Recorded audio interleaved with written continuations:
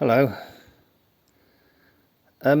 I've been working on the Sedan, and basically I've torn out the instrument pod that sat here. All the warning lights and the horn button and the instruments. And I'm working on a new instrument little cluster that will simply fix on there like that, and that will have two temperature gauges and the oil gauge.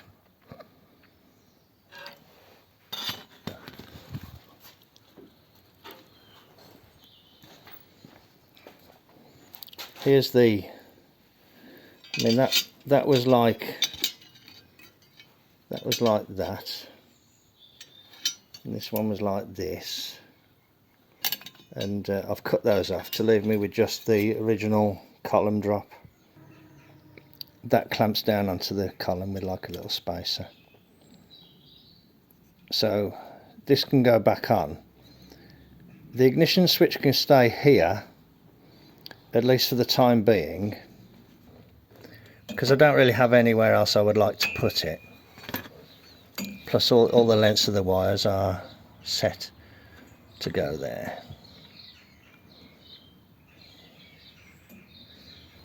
The battery is disconnected. This switch doesn't need to be here anymore. I'll get rid of this.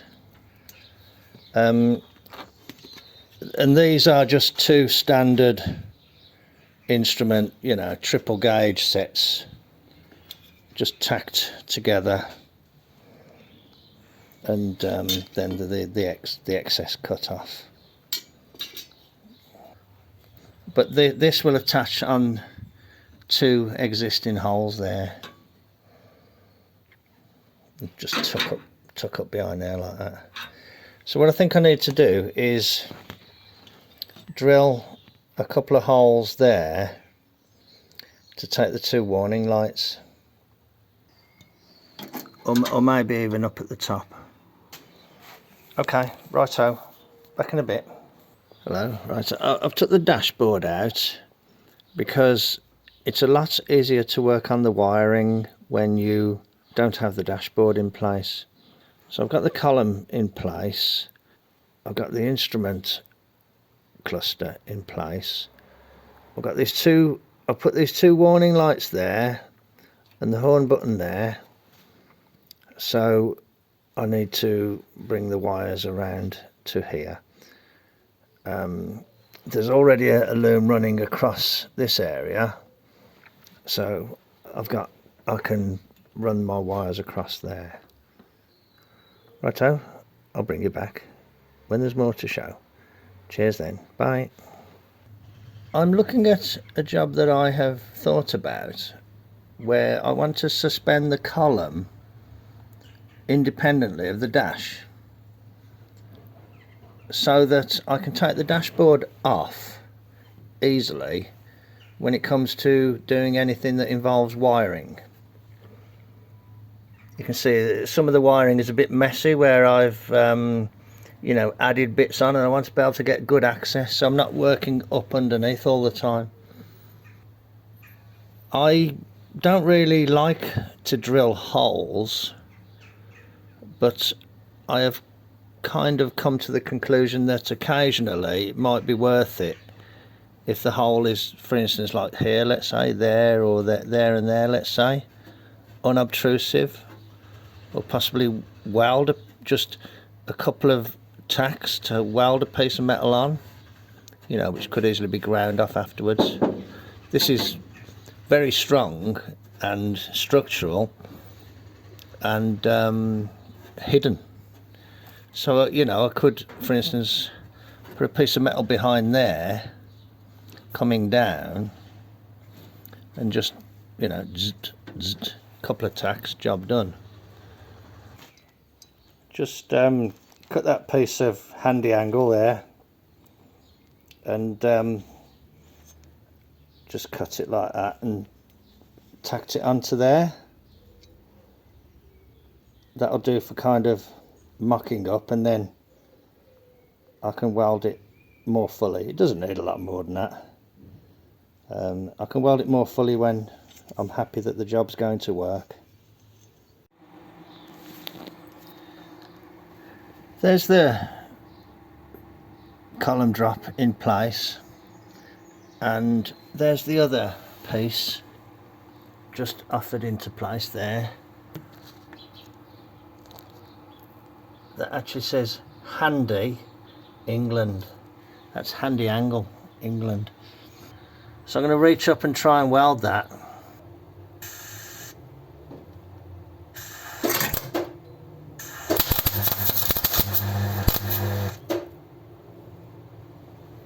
Bit of a dirty weld. No, the light isn't very good at all actually.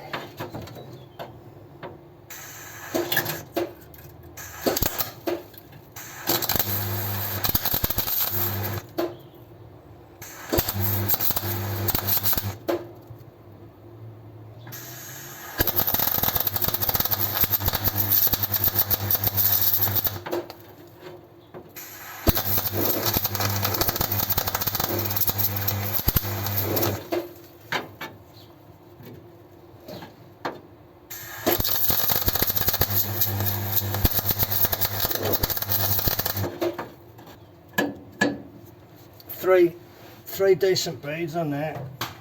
Don't have to go mad. Right, so I just need a piece of metal to go between there and there now.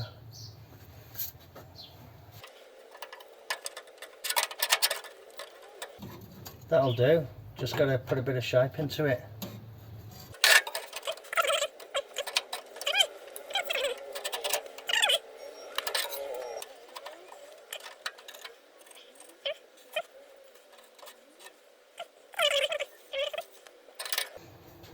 I've just bolted this on loosely. I've just re-welded that. I've kind of trimmed this up. It's got a hole in the middle. Not looking too bad. And I think it's going to go behind the top one in front of the bottom one like that. And I put a slight slot into all the holes to give an element of adjustment. So I think that'll go like that. That'll be okay. So I'll bolt it in loosely, and then offer the dashboard into place.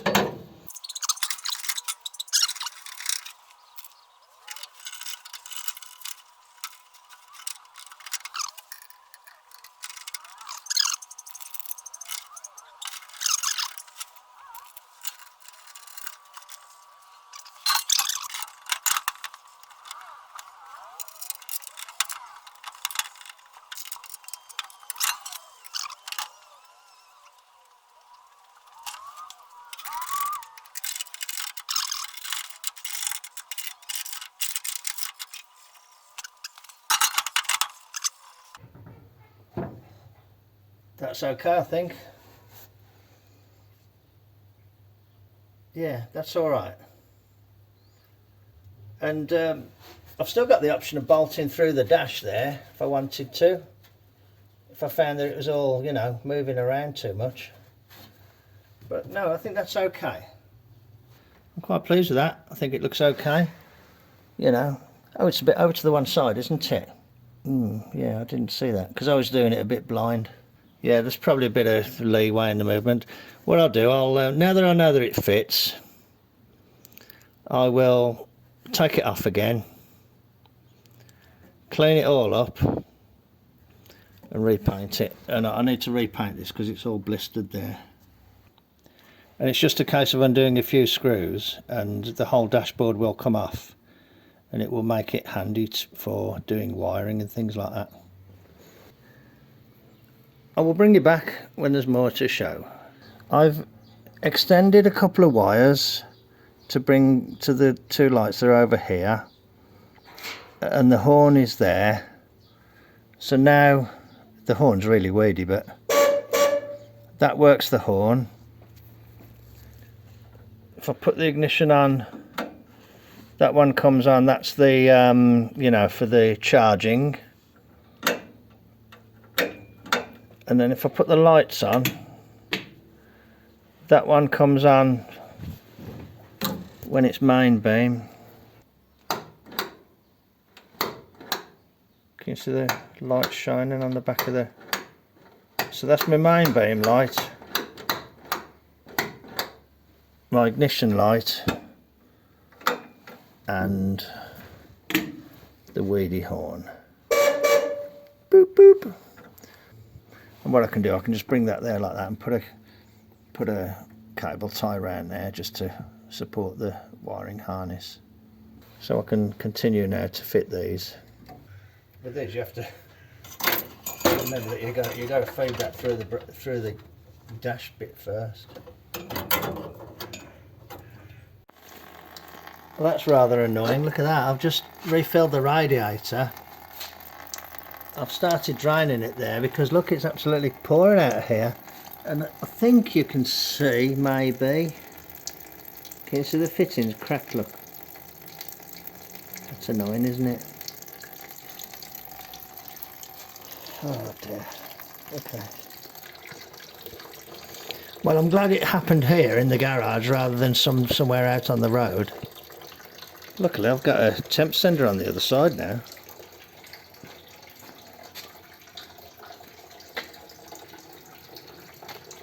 This side looks okay.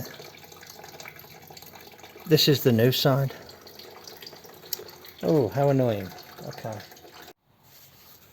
Hello. I fitted the brackets and everything, and there's just a little bit of movement. So I was wondering if I could add a little brace to just stiffen it up a little bit. Obviously the dashboard would be the ideal thing to brace it with. Okay, I've come up with a little bracket as a test. You see it in there? It's just bracing that right hand bolt to the central tunnel. I'll see how I get on with it. If I don't like it, I'll have to put another bolt back in there, but I can still put a bolt in there. And at least I can take that bolt out, take the dash out, and this column will stay in place and well supported. Okay, I'll put the dashboard back in then. There's the key switch back in. There's my simple column mount. There's my gauges, looking suitably tacky. I've jumped in and out of the car a few times and they don't get in the way of my knees. There's no sharp edges down that side. I think the column mount looks okay. A bit thin on my black paint, but hey. It's got a little bit of flex if you push it side to side. But, you know, normally you don't do that when you're driving, do you? I'm doing the usual robbing Peter to pay Paul job. I broke that brass fitting yesterday, and I've just nicked this brass fitting off the coupe, and I've just taken the brass fitting from there. I'm just draining the water down again, draining the coolant down so that I can fit this there. Okay, that might be low enough actually. I'll get this fitted and then I'm ready for to give it a try. Hello. I just kind of added a little bit of wiring to suit the rev counter, and I've put a cable tie there to hold the whole harness to that bracket there. But just even now I just undid the screws, took the dashboard off, and it was so much easier to do that than it would have been with the dashboard in place. So I'll button it up, and it's a bit showery today, but I might just try a run round the block just to get it warmed up to see how the temperature gauges perform. I probably won't film the road test because the camera mount isn't very good and it shakes all over the place. I'll bring you back when there's more to show. Hello. Well, I've just come back from a test run, and as far as I know, everything's fine.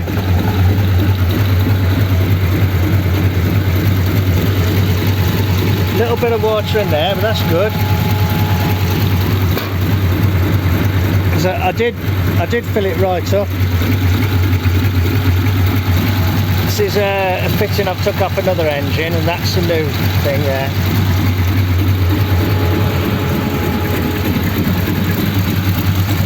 That replacement fitting, I had to turn it down on the lathe, but it seems to be okay. Can't see any leaks. That's not leaking.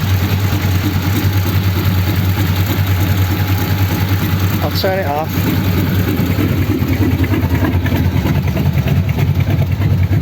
It's been sitting here a few minutes, you know, opening the gate, coming through, and it's reading 180. Well, just between 170 and 180 on that one, and just over 170 on that one, and oil pressure is about 24 at idle, so that's not bad. Knock the fan off.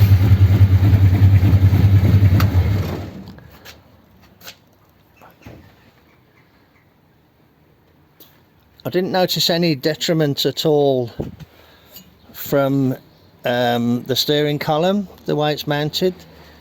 That seems fine. Being able to drop the dashboard out is great. The instruments are easily readable when I'm driving along, so that's good. I just need to tie this wire up like that. I kind of tucked it there, but it pops out. So I need to tie that wire there, and that's it.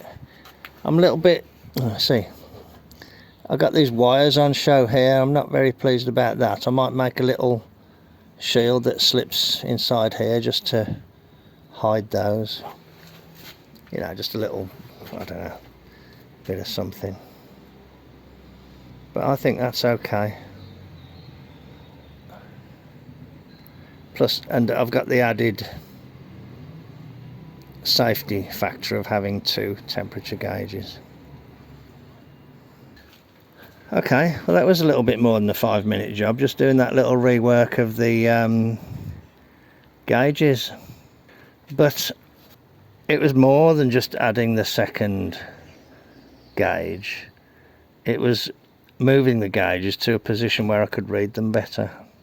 Where I had them, it was a waste of time. They wouldn't have alerted me to a problem. At least now I can look for a mismatch in the temperatures. I think you can expect a mismatch, you know, within 10 degrees, but if one's like, you know, reading 200 plus and the other one's at 170, then you know you've got a problem. Once again, thank you very much for joining me in the garage. Take care, and I'll catch you on the next one. Cheers then, bye. I wanted to just do a little follow-up on my steering column idea. Basically, I don't think it was a good idea. My initial impression was that the steering was okay, but what I found was when I was driving on rough roads, the steering wheel would shake violently in that direction, and it would become quite tiring with your hand, with it pounding against your hand. So I have reverted to bolting the column mount solidly to the dashboard, but I have retained the bracket behind, so it's bolted to the bracket behind and bolted to the dashboard. But what I have done to try and sort of continue with the idea of being able to take the dashboard out if I ever need to do any work on the wiring is used different bolts. I've used Allen bolts here which go upwards, so I can go into them with a ball-ended Allen wrench. what I've also done, the nuts that go on here, I've welded little extensions onto them so that they can be held more easily in place, because it's a little bit difficult to get to there because I've got that other bracket behind. So there you can see the Allen bolt, and in that gap there you can see the bolt coming up through a nut, and welded onto the nut is actually another Allen bolt, a thin Allen bolt which sticks out to the side. So when I was trying to undo the bolts up, I was able to just hold that nut via the other Allen bolt, and it stopped the nut from turning. But what you can also see there is that I turned down the end of the bolt, so it's got a good guiding. So as you're offering the bolt in, you can put the nut over it and it kind of lines the nut up. There you can also see the bracket that goes up to the top, and it's got you can see some bolts right at the top there, and it's got the wiring harness attached to it. So overall, I'm happy with the mods. I'm happy with moving the gauges to there, because I can see those much more clearly now, and I can keep an eye on the temperatures of both sides of the engine. This is easy to see as well. Just in the normal range of steering, you can see past here. The column mount is sort of okay. I'm not very happy that you can see all the wires down the side here. I might make something to cover that up, but just at the moment I think that's okay. And this is really solidly mounted now, so that's good. I did a probably about a 85-mile run the other day, and it ran very well. It ran great. I went to look at the steam engines at the steam fair at the Klondike Mill Museum, and the car ran great all the way there, and it ran great all the way back. Rock solid on the temperatures. But like I say, on those rough roads, I could feel the wheel shaking. I'm not very happy with my rev counter. It was just a cheapo off eBay, but it's pretty rubbish, to be honest. But I'm waiting to see if I can see anything better. So yeah, the car's running well, running really well. Not throwing water out. I have got a little noise that I want to investigate. It kind of comes on a little bit worse when it's hot. It might be something to do with the exhaust or something like that. I just don't know. I'm not sure. I'm going to investigate that, but that's the subject for another video, I suppose. So yes, overall, other than the noise that I want to investigate, yeah, it's very good, and I possibly wouldn't have bothered with that bracket if I'd known that it wasn't actually going to work, and I would have just gone with the Allen bolts, which you can get to from underneath with a ball-ended Allen wrench, and you know, just gone with that. But having made the bracket and having, you know, attached the wiring harness to it, I thought I might as well leave it in place. But it certainly makes a big difference being able to take the dash out. 7 screws, a couple of bolts, and that's it, job done. Okay, thanks very much for following along. Take care, and I'll catch you on the next one. Bye.